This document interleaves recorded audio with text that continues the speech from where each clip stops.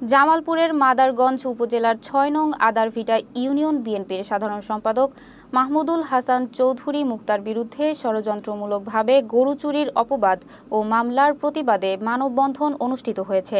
মঙ্গলবার কয়রা বাজারের প্রধান সড়কে সর্বস্তরের জনগণের ব্যানারে ঘণ্টাব্যাপী এই মানববন্ধন অনুষ্ঠিত হয়। মানববন্ধনে বক্তারা বলেন, মাহমুদুল হাসান চৌধুরী মুক্তার জনপ্রিয়তা দেখে তাকে পরিকল্পিতভাবে মিথ্যা অপবাদ দিয়ে হেয় প্রতিপন্ন করা হয়েছে এবং মামলা দায়ের করা হয়েছে। স্থানীয় আওয়ামী লীগ নেতারা ও বিএনপির পদবঞ্চিতরা এ ষড়যন্ত্রের পেছনে রয়েছে বলে অভিযোগ করা হয়। অবিলম্বে মামলা প্রত্যাহার ও তার দলীয় পদ ফিরিয়ে দেওয়ার দাবি জানান বক্তারা। মূলত ঘটনাটা মুক্তা চৌধুরী যে একটা গরুর বিষয়টা নিয়ে সবাই জানে, সে গরু কিনতে টাকা দেওয়া হয়েছিল কসাইকে। সে কসাই গরু না কিনে সে কি করেছে সে মূলত ভালোভাবে জানে। তারা চক্রান্ত করে এভাবে ফাঁসিয়ে দিয়েছে।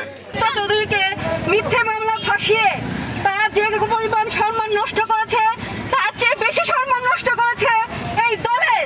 আমি তার হয়ে আমার দেশবাসীর কাছে যারা চক্রান্ত করে, নিশ্চয়ই কোনো চক্রান্ত করে তাদের এই মিথ্যা মামলায় জড়িয়েছে, আমরা সবাই চাই সে যেন আবার আমাদের মাঝে ফিরে আসে এবং সাধারণ সম্পাদক পদ উনি যেন ফিরে পায় এবং মিথ্যা মামলা যেন প্রত্যাহার হয়, এই আশা।